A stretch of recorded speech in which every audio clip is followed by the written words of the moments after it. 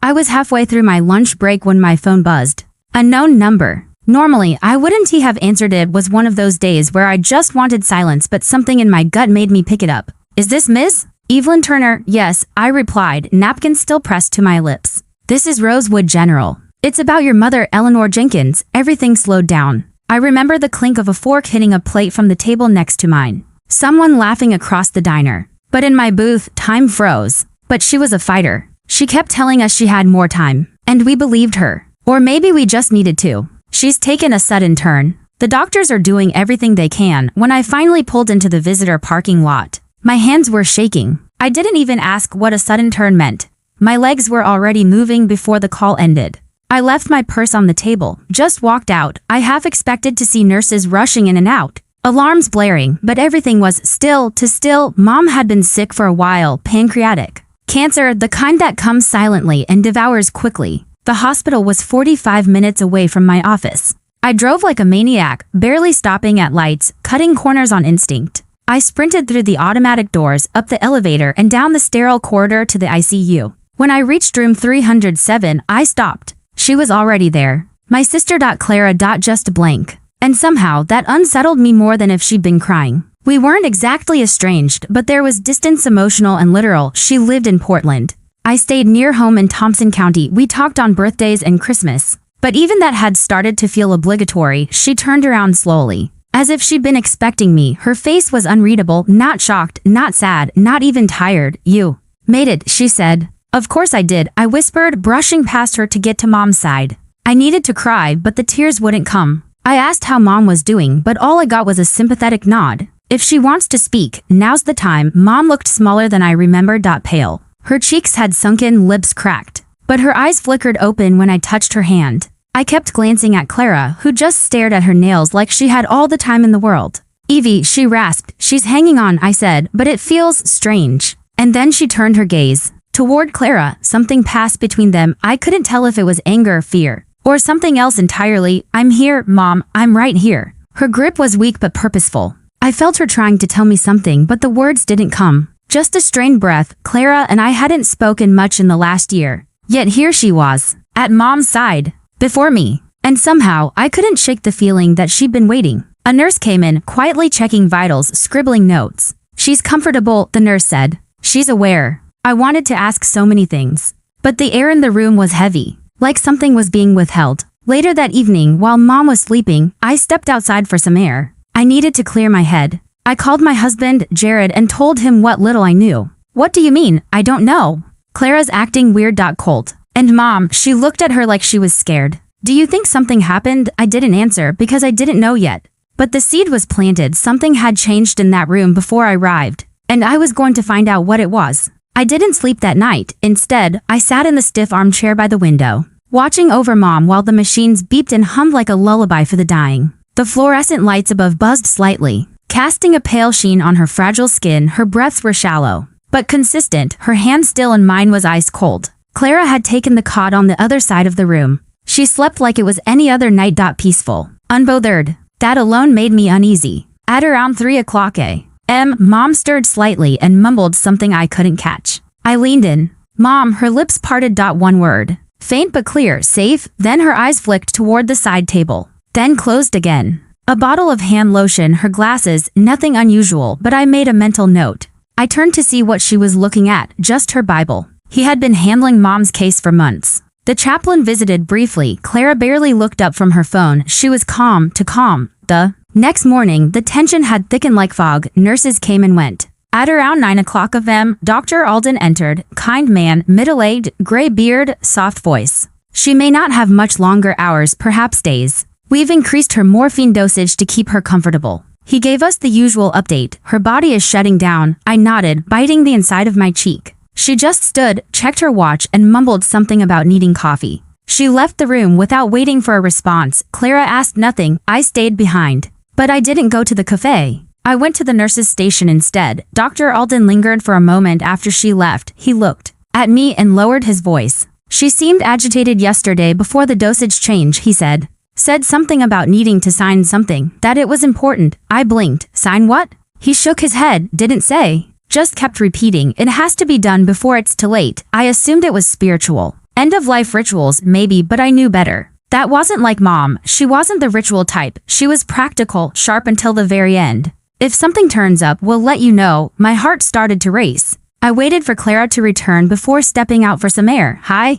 I'm Eleanor Jenkins's daughter, I said. Was there any paperwork she asked to hand off yesterday? Anything unusual? The nurse on duty looked confused. She checked the notes. Just the DNR confirmation. Signed 2 weeks ago, no sealed envelopes, no visitor requests, no notary appointments? She shook her head. Not that I can see. Was she expecting someone? I'm not sure. I lied. She gave a polite smile. I nodded, but inside, I was unraveling. Clara wasn't the type to give up anything easily, especially if it had sentimental value. Something had happened yesterday, and no one was talking. When I returned to the room, Clara had Mom's Bible in her lap. She just walked to the window and stared out like nothing had just passed between us. She looked up as I walked in and gave me a faint smile. She's sleeping. I stared at the Bible. Looking for comfort, Clara tilted her head. Just flipping through. You know how Mom was. Always left little notes in the margins. I crossed the room slowly. Yeah, she did. Clara held the Bible for a moment longer, then closed it and handed it to me. Here. You should keep it. That surprised me. Thanks, I said, taking it. And again, I made changes. Clara wasn't happy. I don't know if it will hold up, but you must find it. I signed everything. I asked for a notary. I did what I could. It's in the envelope. You'll know the one. Her expression didn't change. Later that night, when she finally left to get some rest at the motel, I opened the Bible. I didn't even know what I was looking for. Maybe some verse about forgiveness or hope or peace. But tucked between the pages of Psalms was a folded piece of paper. Not a bookmark, a note. Written in shaky, jagged handwriting I recognized instantly. My mother's. Evie, it began. If you're reading this, then I wasn't able to tell you in time. My hands trembled as I read the final words. Don't let them erase my truth. I read it again. Then I folded it up, slipped it into my coat pocket, and sat back in the chair. My heart was thudding in my ears. My mother had changed her will. And someone, maybe more than one person, didn't want me to know. That night, sleep didn't come. Every few minutes, I found myself reaching into my coat pocket, feeling for the folded note, as if it would disappear, as if Clara would somehow know I had it. My mind kept circling around one line. It's in the envelope. You'll know the one. What envelope? Where was it now? And why would Clara be unhappy? By 2 o'clock Mom was restless again. Her breathing grew uneven. I stood up to dab her forehead with a damp cloth when I noticed something strange. She was mouthing something. No sound. Just shapes formed by dry, cracking lips. I leaned in, brushing her hair back. Mom, still no sound. But then her eyes fluttered open. SHH, she whispered, barely audible. I could barely hear her. I asked her to take it. Take what, Mom? She closed her eyes and swallowed.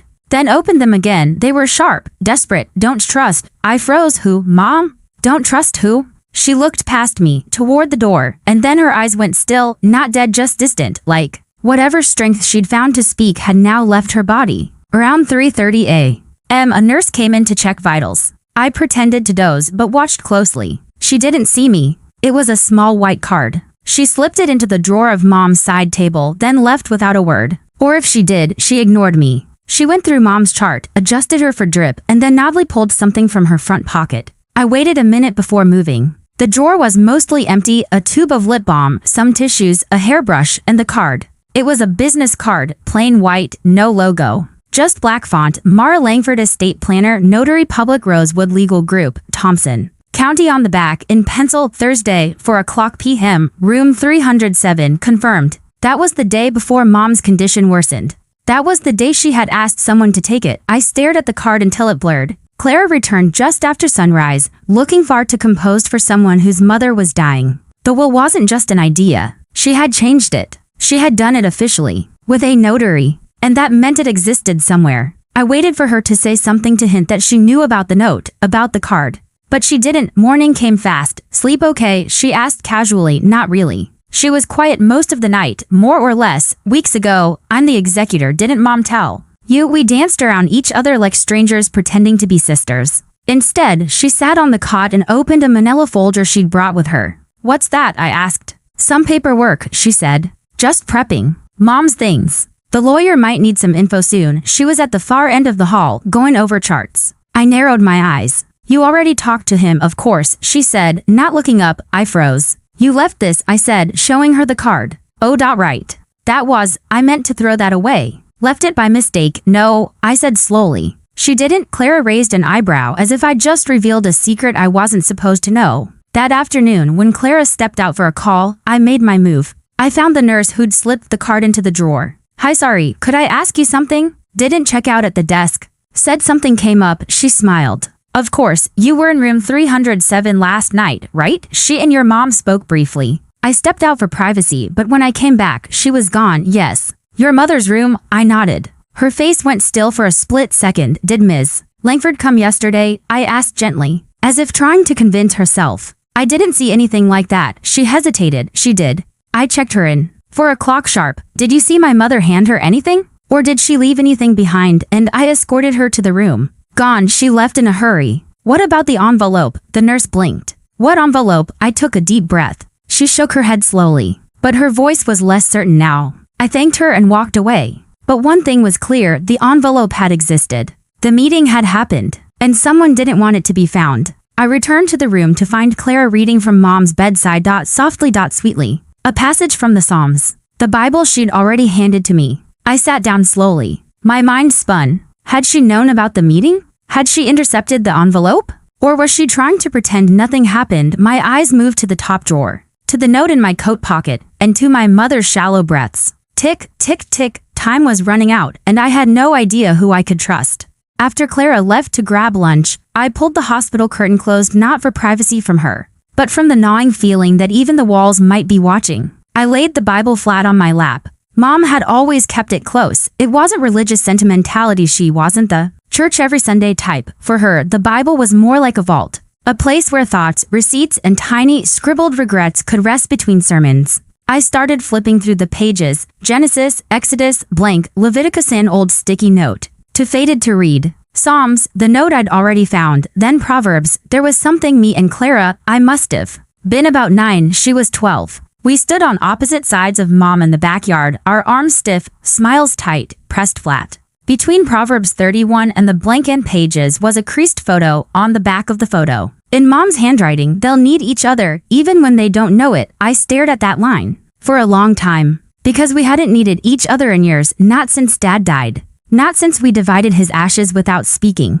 And definitely not since Clara stopped showing up for Thanksgiving. Without even an excuse, reading verses she probably hadn't touched since high school, but here she was, by Mom's side at the end. Was that guilt or strategy? I kept going. Near the end of the Bible, just before the maps and notes section, I found it. A second piece of paper. Folded once. Not yellowed like the others, this one was crisp. New. A hospital memo. In the event of end-of-life documentation, please submit all legal paperwork to the Nurse S station for notarization and placement in patient as permanent file. At the bottom, in neat pen. Room 307 will to be delivered for o'clock p.m. Thursday. E. Jenkins. There it was, a breadcrumb. Confirmation. If anything happened to the originals, I'd need proof. She hadn't just changed the will, she had tried to submit it, and someone had intercepted that effort. I took out my phone and snapped photos of the note, the card, the memo. I tucked everything into my coat pocket, now starting to feel like a crime scene itself, and sat back. From behind the curtain, I heard a knock. She glanced over her shoulder. I was the one stationed outside room 307 on Thursday. I pulled it open slightly. Expecting Clara, I offered to stay, but your mother asked me to step out. It wasn't. It was a nurse I hadn't seen before. Short hair, lavender scrubs, her name tag read Shelby. Hi, she said. You're Eleanor's daughter, right? Yes, I said, suddenly on guard. I wasn't sure if I should say anything, but my pulse picked up. I remember the estate planner, Ms. Langford. She came alone. Asked for privacy. I nodded, holding my breath. I hadn't seen the will, but whatever she did, she regretted waiting too long. When I came back, Ms. Langford was gone, like the others said. But your mom was crying. Crying? She kept saying, it's too late. I waited too long, over and over. Shelby looked at me carefully. I didn't know what it meant, but something was clearly wrong. After she left, I sat there motionless. All the threads were unraveling at once. Clara had claimed to be the executor, but Mom had tried to change that. Had Clara known? Had she intercepted the envelope? But when I dumped it out onto the floor, something fell out of the bottom, a ripped corner of what looked like a manila envelope. Or had someone at the hospital been paid or convinced to lose it? And what did Mom mean by don't let them erase my truth? I checked the drawer again, nothing. Checked the pillowcase, the Bible's spine, the pockets of Mom's overnight bag, still nothing. Then I paused. There was one place no one had touched in days. The garbage bin. It was mostly full of tissues and wrappers. Faded handwriting along the edge. Jenkins, revised will. My stomach dropped. It had been here. But someone had destroyed it. Only one question mattered now. Who?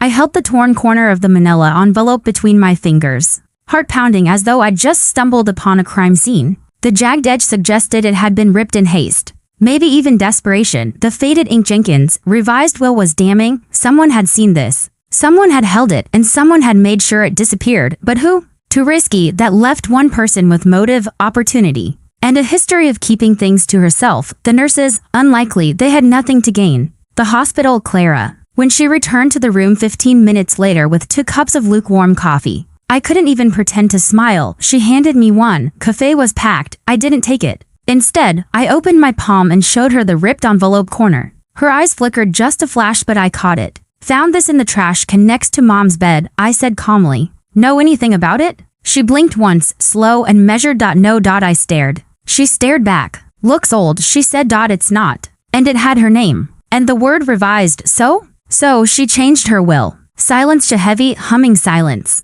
I doubt that, she said flatly. Mom was in no condition to make legal decisions. You heard what the doctor said. Her cognition was fading. And if there's no record, it didn't happen. She had a notary scheduled. I shot back. You were here. You know that. Clara's jaw clenched, but her tone stayed cool. If she did, there's no record. That's when I knew. She knew. She wasn't just suspicious, she was complicit.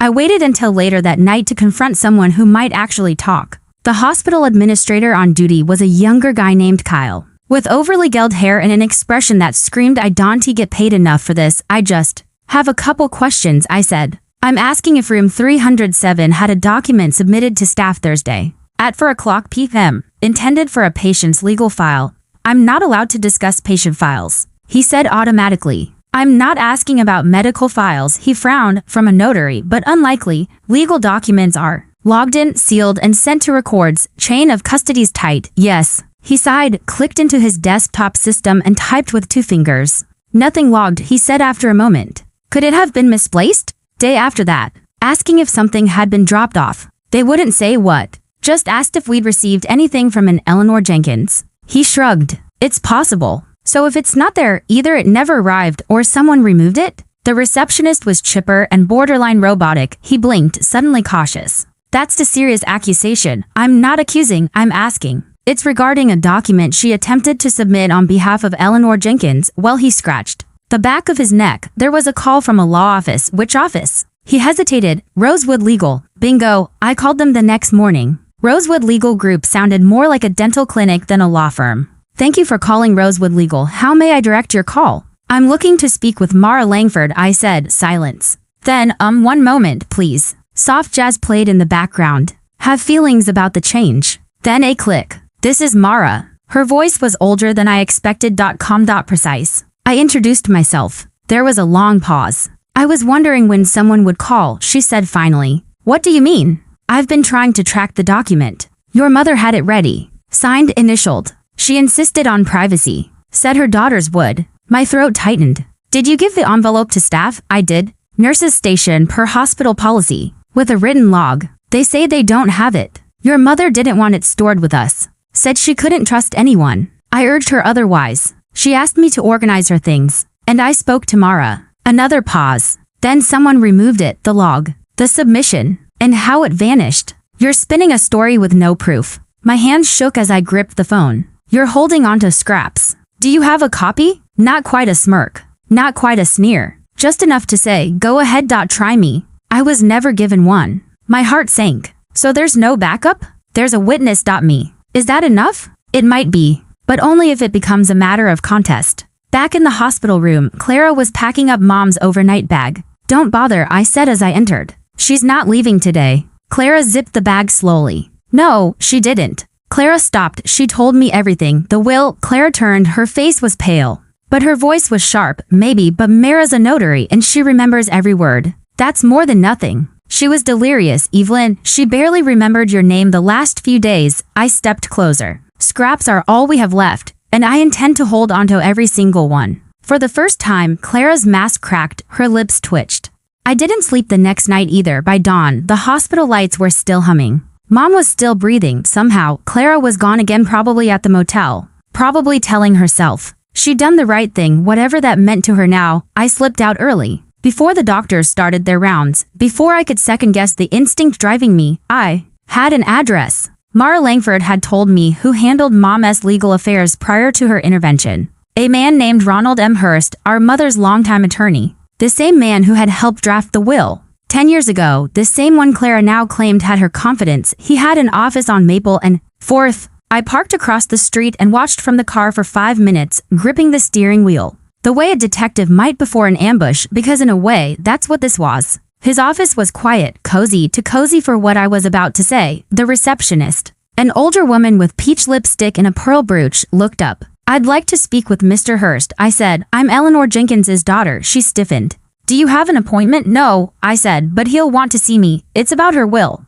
That word had power. "Will, it split rooms in half." She made a call, whispered something I couldn't hear, then nodded, and gestured me toward a glass door. His dark gray suit was perfectly pressed, but his eyes were tired, not sad, just burdened. Ronald Hurst looked like he'd been carved from old furniture, polished, dusty, and more ornamental than functional. He didn't stand when I entered, just motioned to the chair across from him. "I heard about your mother," he said. "I'm sorry," I nodded. "I understand you were the family attorney," I began. "Yes, for many years." "Then maybe you can help me understand something," I said, "because right now, it looks like my mother tried to change her will before she died. And someone made sure that change never saw the light of day, left an envelope for hospital staff. Now it's gone, no one's seen it. And Claire, my sister, claims she's the sole executor of the original version. No mention of the revised one.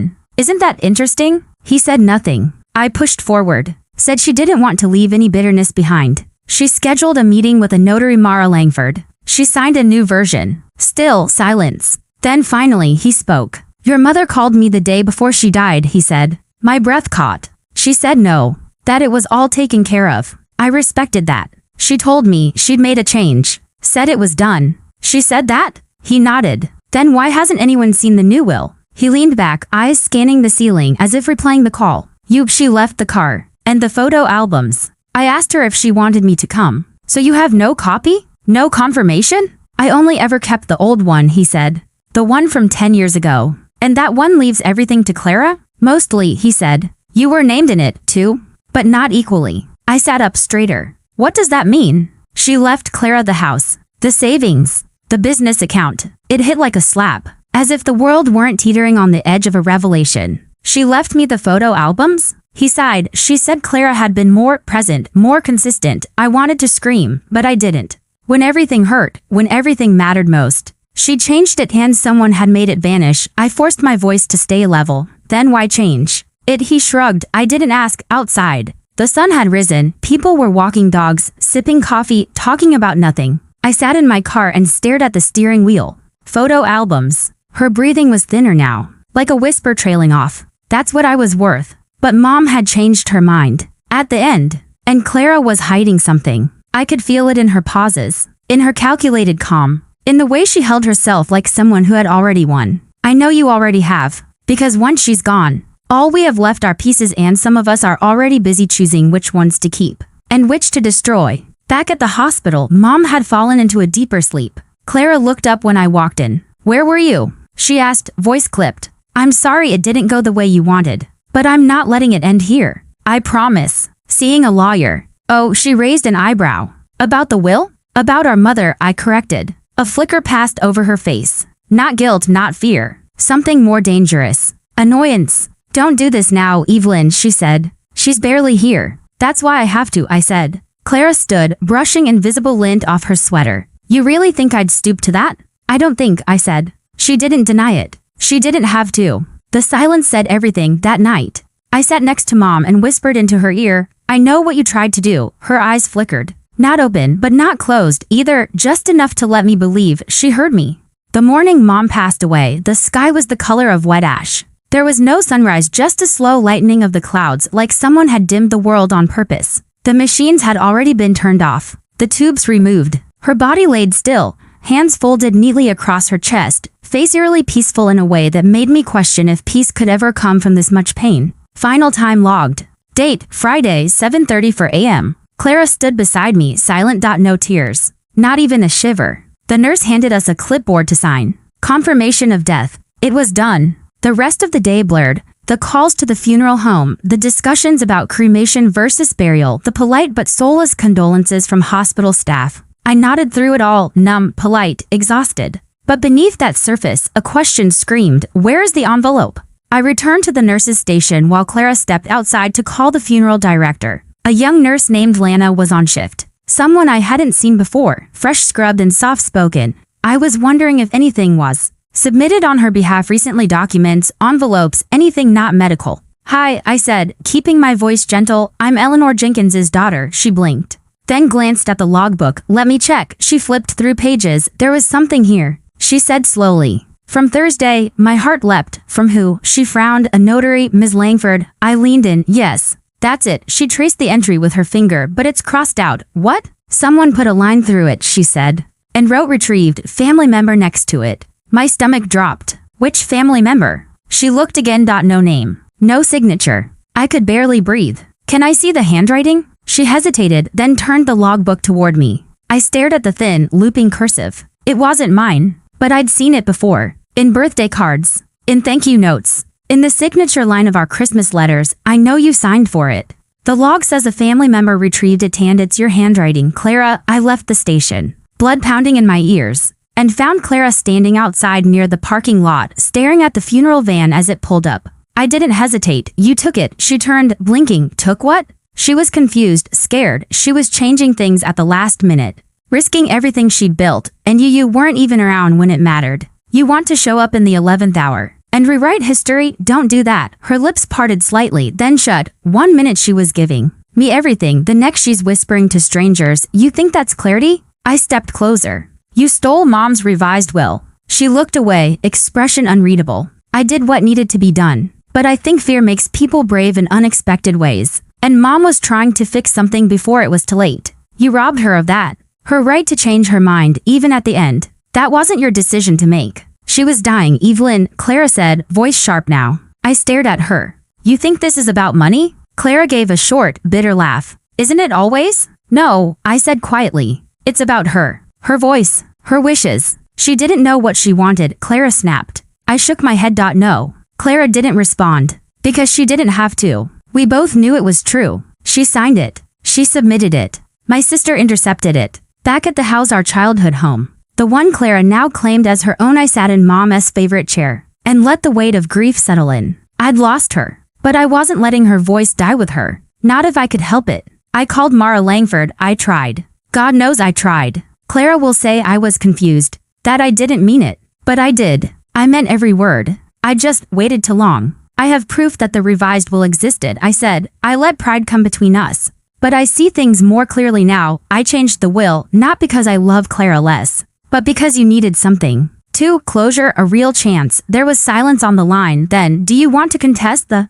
current will?" I stared out the window. The old oak tree still stood there, branches twisting skyward. Mom had always loved that tree. "Yes," I said, "I do." Later that night, while digging through Mom's desk drawers, I found a flash drive. Labeled EJ Private. I plugged it into my laptop. There were 3 files. One was a voice recording. I clicked play. Her voice, shaky, tired, filled the room. "If you're hearing this, it means I didn't make it in time. Evie, I'm sorry. I should have told you sooner. I made mistakes. Please don't let her silence me, please." I sat there in the dark, tears streaming, fists clenched, because this wasn't just a fight for money. This was a fight for her truth, for her voice, and I wasn't backing down. By the next morning, I was operating on pure adrenaline. Clara had taken Mom's body arrangements into her own hands, refusing to wait for me to weigh in. The cremation was scheduled. The obituary drafted, my name mentioned only once, tucked beneath a list of surviving cousins. She was erasing me in real time, but this wasn't over. Not yet. I called Mara Langford again, this time from my car in the hospital parking lot. The old building loomed behind me, all red brick and glass, like a witness that refused to speak. I found a recording. I told her, my mom left it on a flash drive. She confirmed everything. She changed the will. She named me. She said Clara would try to silence it. Mara's breath caught audibly through the receiver. "You have this in writing?" In her voice, I said. "That could be admissible," she replied. "Especially if it demonstrates clear intent." "What about the logbook?" "If we can subpoena the log or obtain a sworn statement that documents were removed improperly, it'll help your case. But we'll need more." "Then I'll get it," I said. Step 1. Revisit the nurse's station. Lana, the kind young nurse from before, was on break. I waited by the vending machines until she reappeared with a cup of tea. "Hey," I said gently. "Can I ask for your help?" She hesitated, cautious. "I just want to know who was on duty the night the envelope went missing. I need to know who saw my sister come in," she sighed, rubbing her temples. "You're not supposed to access that information, I know, but this isn't just paperwork. It's about honoring a dying woman's final wishes." Her expression softened. She looked around, then pulled out her phone. "I'm not giving you anything official," she said. "But I can tell you this, on Thursday night, the log entry was intact when I left my shift." "And when was your shift over?" 10 p.m. "So it was altered after that." She nodded. "There was only one person on overnight then. His name's Devin. He's a part-time clerk, not a nurse. Usually works front desk." My chest tightened. Clara had mentioned a friend at the hospital. Someone who helped fast-track room changes, sneak in outside food, avoid red tape. That friend had a name now. I waited by the hospital's side entrance until I spotted him, mid-20s. Tall, thin, with earbuds hanging from his hoodie like jewelry. I approached him before he could light his cigarette. "Devin," he turned, caught off guard. "Yeah, I'm Eleanor Jenkins's daughter." The cigarette froze midair. "I just have a question," I said. "About Thursday night. An envelope went missing. I think you were the one who handed it off." His mouth opened, then shut. "Look, I'm not trying to get anyone fired," I said quickly. "I just need the truth. For my mom. For myself." He looked around, lowered his voice. "She said it was hers," he muttered. "Who, your sister?" "Clara. She came in after visiting hours, said your mom wanted her to retrieve a sealed envelope. She had a visitor badge already, said you'd approved it." "I didn't." He swallowed hard. She was calm, confident. "Had the patient name, the room number, the log entry." I assumed she was telling the truth. "You gave it to her." He nodded. "And you didn't log her name?" "She told me to mark it as retrieved by family, that the name didn't matter,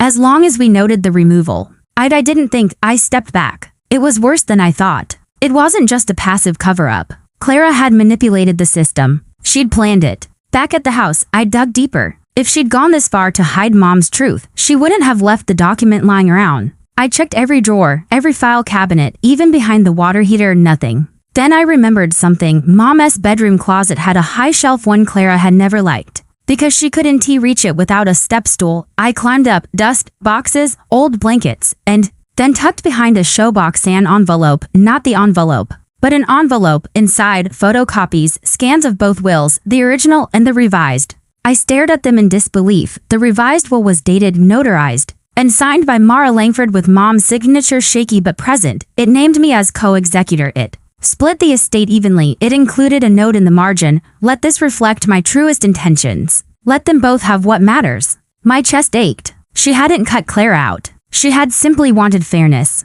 And Clara had burned that in silence. I scanned the documents into my laptop, created cloud backups, made 2 hard copies. Then I texted Mara. Found both versions. Copies in hand. "What's our next move?" Her reply came quick. "We file an injunction. Immediately. Before your sister files probate." I looked around the house. My house now, according to Mom's revised wishes, and I made a vow. I would fight, not for money, not for vengeance, but for Mom. And for every word she tried to speak in the time she had left.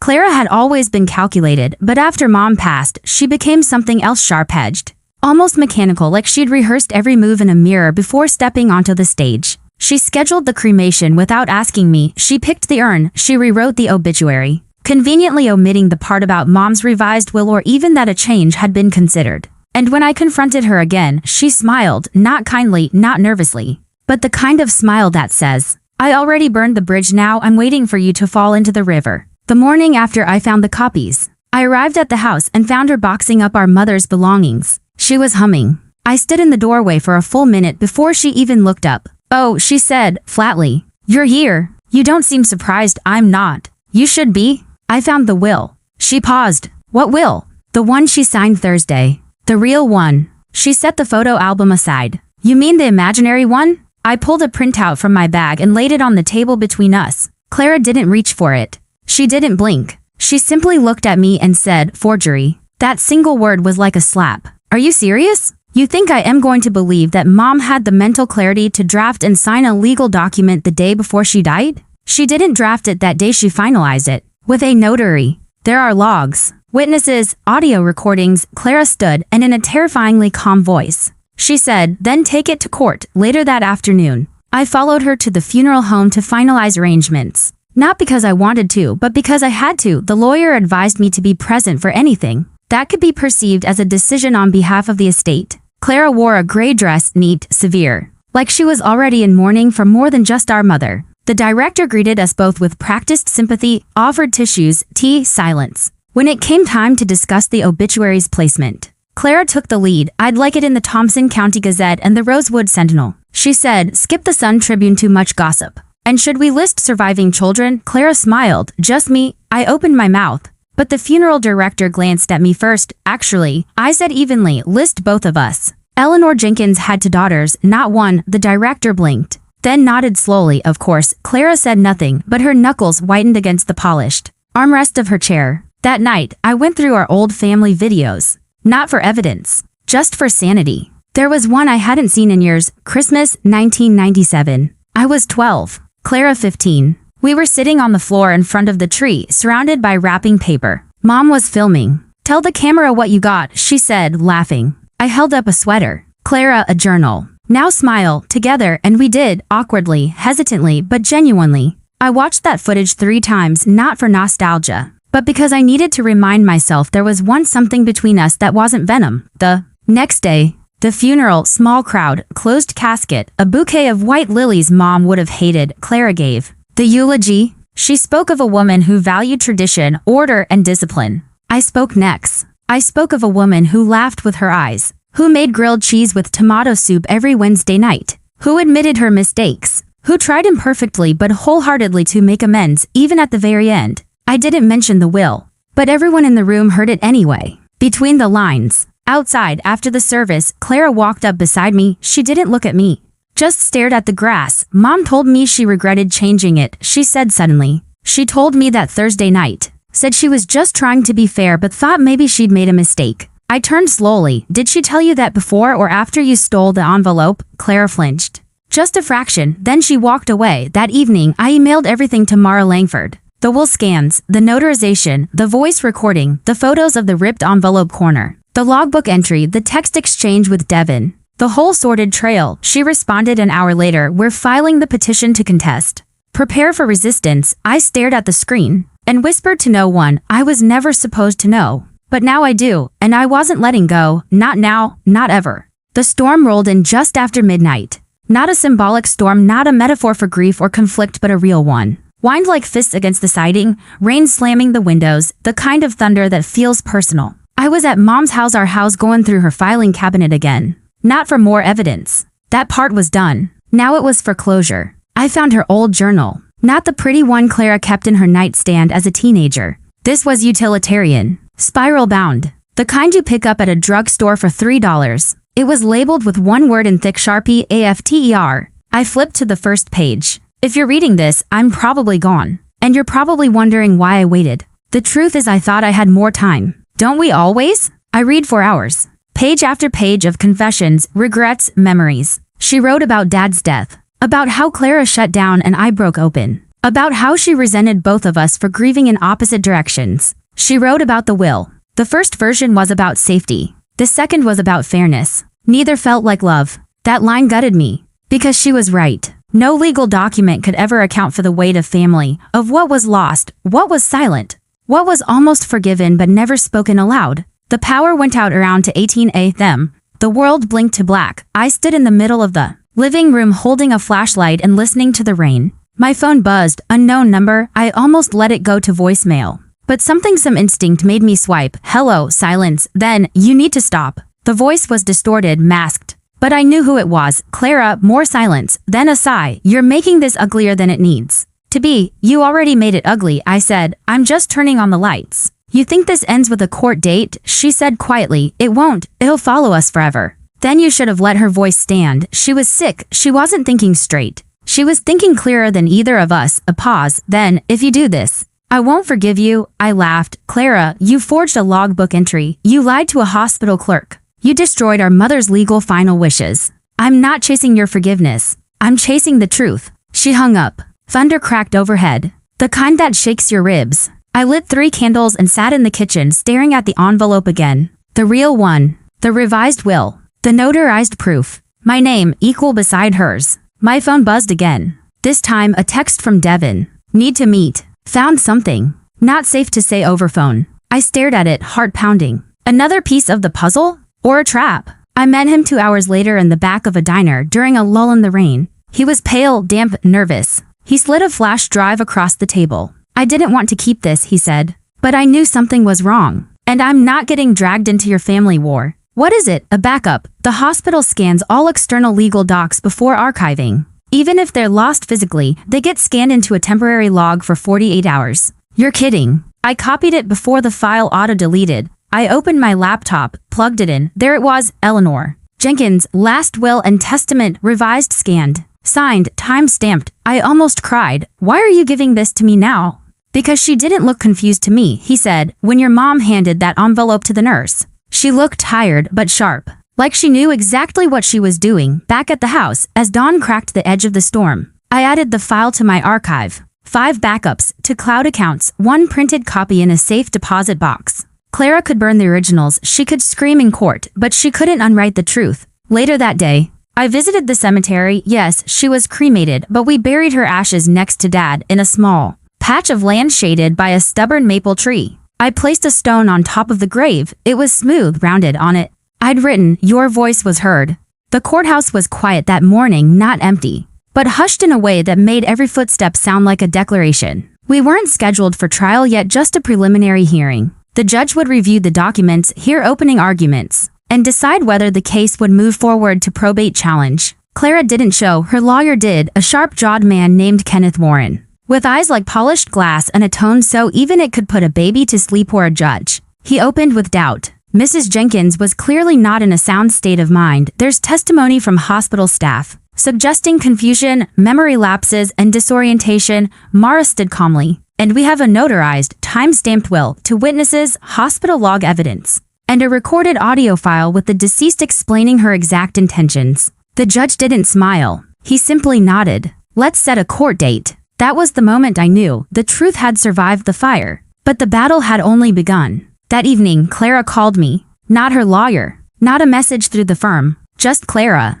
And that alone scared me more than any courtroom. I want to meet, she said. My instinct screamed no. But something else, the little girl in the Christmas sweater, the one from the old camcorder footage, whispered go. So I did. We met in Mom's house. Neutral ground. Or so I thought. Clara was already there when I arrived, sitting on the couch like a ghost. The room smelled faintly of cedar and lemon polish. She didn't stand when I walked in. You're really going through with it, she said softly. Yes. She nodded, almost like she respected it. Then, I found the envelope. The night after she died. It was behind the dresser, caught under the baseboard heater. That detail hit hard because it matched what I found days later in the same room. A few charred flakes of paper, barely clinging to the scent of burnt ink. You burned it. She didn't respond, just stared ahead. I panicked. She said finally, I was tired, angry. I thought, what difference does it make now? She's gone. The old will was still valid. Nobody had to know. I swallowed, but I did know, and she tried to tell me. You saw that. You saw her trying. She was confused. No, I snapped. She was scared. There's a difference. A long silence. Then Clara said, so quietly I almost missed it. She changed it because of you. I frowned. What? She told me the day before she died that she was rewriting everything because she felt guilty because she thought she hadn't loved you right. My chest ached. She said I always made her proud and you always made her wonder. But she said maybe it was her fault you turned out like that. Like that. The words stung. Not because I was ashamed, but because I recognized them. Mom had never said it out loud, but I had always felt it. I was the soft one. The one who cried too easily. Who questioned everything. Clara was the achiever. The executor, the checkbox daughter. She was trying to make it even, I whispered. She was trying to rewrite the past, Clara said, and you couldn't let her. Clara didn't deny it. She reached into her bag and pulled out a small fireproof envelope. She handed it to me. Inside, USB drive. What's this? It's a scan, she said, of the revised will. I made a copy before I burned the original. Just in case. I stared at her. You kept it? I don't know why. Maybe I thought, maybe I hoped I'd do the right thing. I held the drive in my hand, weighing not just the plastic, but what it meant. I'm not doing this to hurt you, I said. I know. I'm not doing it for the money, I know. I'm doing it because she asked me to. Because she left a trail and trusted someone would follow it. Clara finally looked me in the eye. She wanted to fix something broken, she said, and maybe she did. I replied, for the first time. Clara's expression cracked, just a little, something human, something raw. She nodded once and left. I stayed in the house until morning, drinking tea, listening to the rain, staring at the USB drive. I hadn't won anything yet, but for the first time since Mom died, I didn't feel like I'd lost. The legal process moved like molasses, slow, sticky, and impossible to rush. But the tide was turning. With the revised will, the court recordings, the flash drive, and even Clara's unofficial admission, the judge had all but confirmed the case would go to probate challenge. Still, we needed more. Something indisputable. Something that made this not just about paperwork and technicalities but intention. That's when Mara called. "There's someone you should meet," she said. "She was at Rosewood on the day your mother signed the will. A nurse, retired now, but yes. She wasn't part of your mother's regular team, just filling in. She saw more than she was supposed to. And she's ready to talk." Her name was Miriam Platt, and she lived on the edge of Thompson County in a small beige house with a slanted porch and wind chimes that sang even when there was no breeze. I went alone. She greeted me at the door, frail but alert, her eyes sharper than most people have her age. She led me into a living room cluttered with crocheted throws and vintage clocks and motioned for me to sit. "I've been carrying this for weeks," she said without preamble. "And it's been eating me alive." I waited. I was on shift that Thursday. Came in late to cover for another nurse who had an emergency. Around for a clock p.m. I passed by room 307, your mother's room. I saw a woman inside with her. Not in scrubs. Well-dressed. Holding a folder. "Mara Langford," I said. She nodded. I remember thinking it was strange that the door was closed. Most notaries insist on a witness. But I assumed they'd asked someone else. "Did you hear anything?" Miriam took a deep breath. "I heard your mother say, I've made mistakes, but I want them to know I tried." Then she said, "This is what I want. Please don't let them undo it." I sat up straighter. "You're sure that's what she said?" "Word for word." My eyes burned. "Why didn't you come forward earlier?" "I was afraid," Miriam whispered. "I heard rumors. One of the other nurses said someone high up had pulled a file and told everyone to forget they saw anything. That it was a family matter and best left alone." She looked ashamed. "I'm not proud of staying silent." "You're speaking now," I said. She smiled sadly. "Late. But not too late, I hope."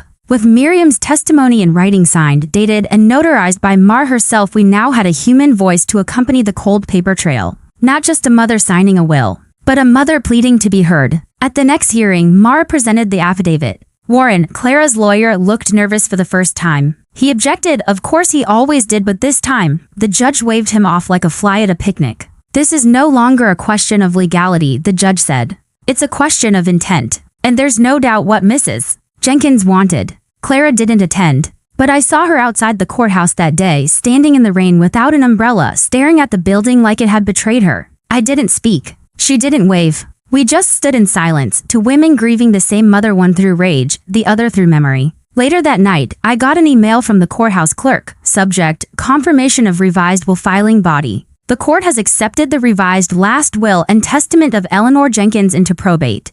Legal recognition pending final hearing. Executor, Evelyn Turner. I stared at the screen. I felt no triumph. No thrill. Only stillness. A door closing quietly behind me. I went back to Mom's grave the next morning. Left a flower. Ran my fingers over the engraving. Eleanor Jenkins, she tried. I added that line myself. Because it was true. She tried to heal a wound she'd helped create. She tried to say the things most mothers take to the grave. She tried to make it right, even when her body was giving up.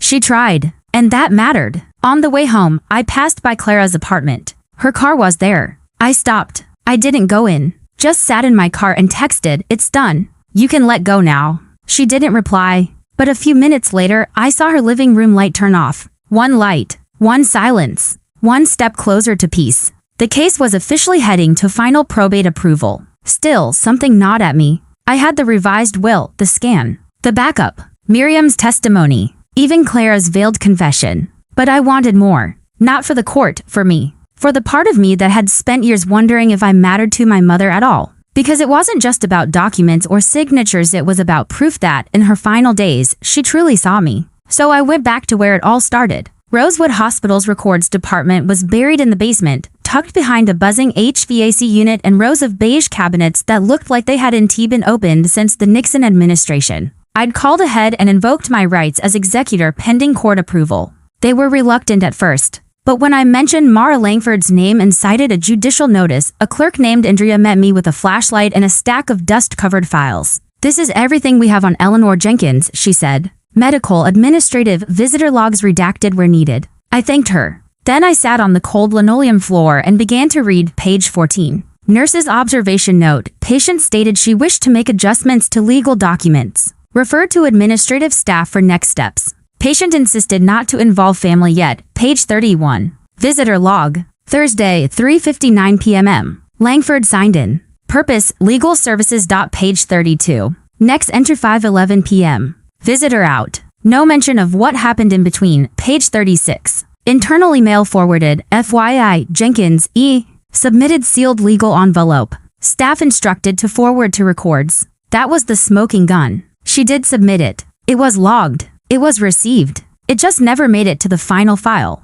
I took photos of everything. Then, while reboxing the folder, I noticed something wedged between two pages, a small post-it note. Stuck to a blank divider. Faded ink. 4 words. Tell her I tried. No signature. No context. But the handwriting was unmistakable. My mother's. Outside, the clouds were low and swollen with summer humidity. I sat on a bench and cried, not because I was sad, but because the universe had answered a question I didn't realize I was still asking. She had tried. Every step of the way. Even in the smallest, quietest corners of this machine. I emailed Mara the files that night. She called me within minutes. This is bulletproof, she said. We're not just proving legal validity, we're painting intent. And in probate court, intent is everything. I asked her something then that had been weighing on me for days. Does Clara lose everything if the revised will is accepted? No, she said. She still inherits half. She just doesn't control it all. So she fought this hard, just to stay on top? That's often what it comes down to, Mara said gently. Control, not cash.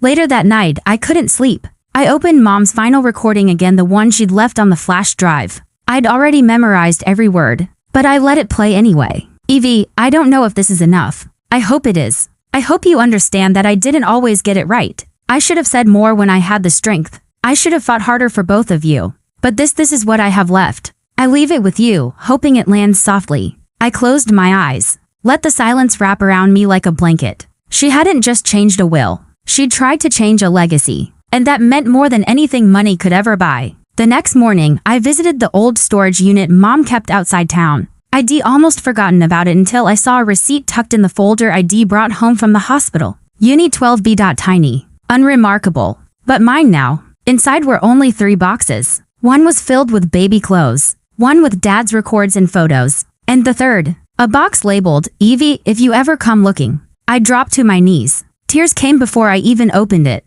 Inside, letters. Photos. Cards I'd made in school. Poems I'd written at 8. A pair of ballet slippers I didn't even know she'd saved. And a sealed envelope marked, forgive me. I didn't open it yet. Not because I wasn't ready, but because, for once, I could let her speak without interrupting.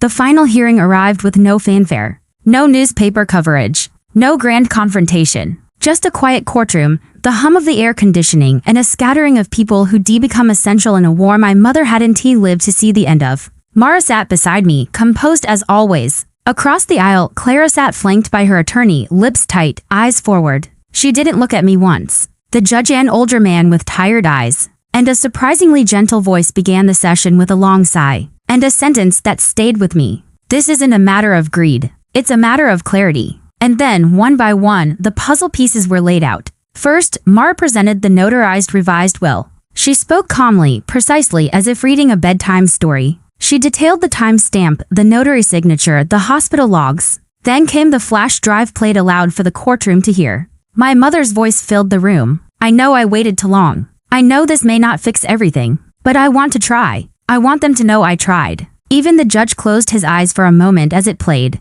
Then came Miriam Platt's affidavit read aloud by the clerk. Her testimony struck a different chord, witness. Not legal, but human. And then the files from the hospital archive. The email trail. The scan. The post-it note. All confirming one thing, the revised will wasn't just signed, it was submitted, erased. Recovered. Reborn. The judge turned to Warren, Clara's lawyer. He stood slowly, adjusted his glasses, and said, "We concede the revised will is authentic. Our argument is not about its existence but about the decedent's state of mind." Mara stood immediately. Then I asked the court to listen again to the decedent's own words, in her own voice, stating her understanding and purpose. Warren hesitated, then nodded. He sat down. That was his white flag. When the judge returned with the ruling an hour later, his words were simple. The court finds that the revised last will and testament of Eleanor Jenkins is valid, intentional, and enforceable. Probate shall proceed under the revised terms. That was it. No cheers. No slamming gavels. Just a verdict. And everything shifted. Outside the courtroom, Clara didn't speak.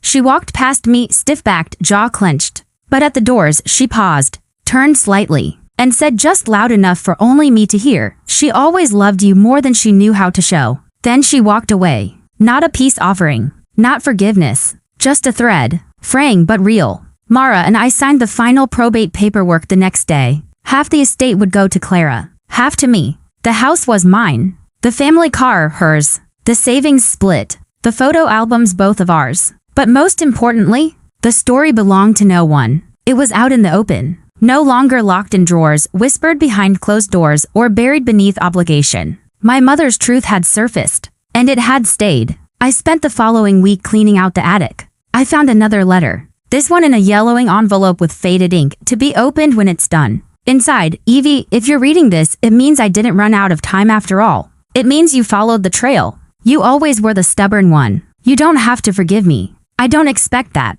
But I hope you understand now. I never stopped loving you. I just didn't always show it right. Tell Clara I loved her too. Even when she scared me. Especially then. Tell her I hope she remembers that we were all trying. In our own broken ways. Keep the house. Plant something in the garden. And one last thing, burn this letter. Not because I'm ashamed, but because I know you'll remember the words anyway." She was right, I did. The next spring, I planted lavender by the back porch. Mom always said it kept the bad spirits away. I don't know if that's true, but it made the air smell softer. Clara never came back to the house.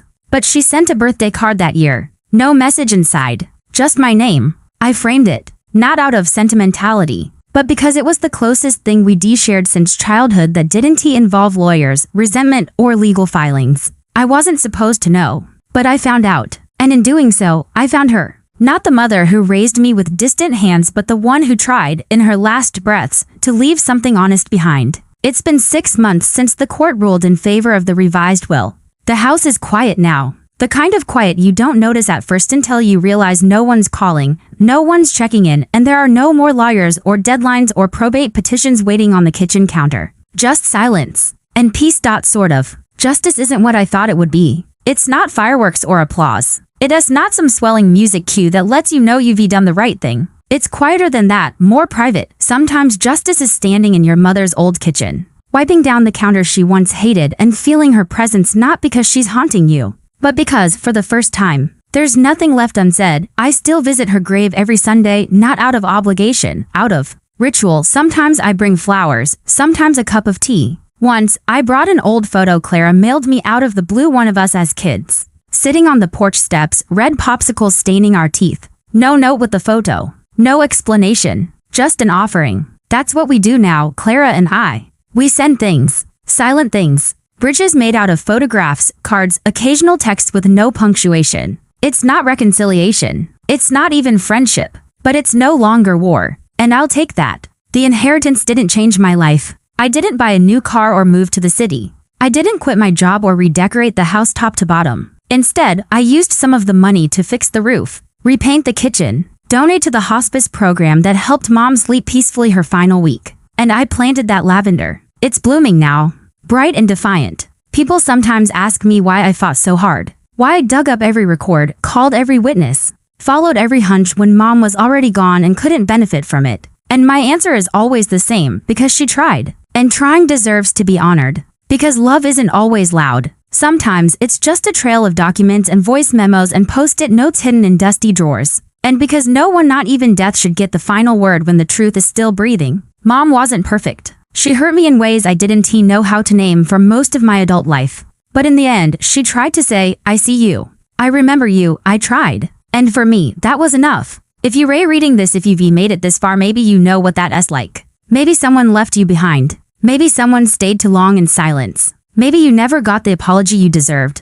But here's what I learned: the truth has a voice. Even if it's faint. Even if it's buried. Even if it arrives on a flash drive found by accident in the back of a drawer 6 weeks too late. The truth waits. And if you're brave enough to listen, it speaks. So this is what justice looks like. Not revenge. Not retribution. Just a daughter sitting in her mother's old garden, watching lavender grow in the spot where roses never took. Breathing in, breathing out, and letting go.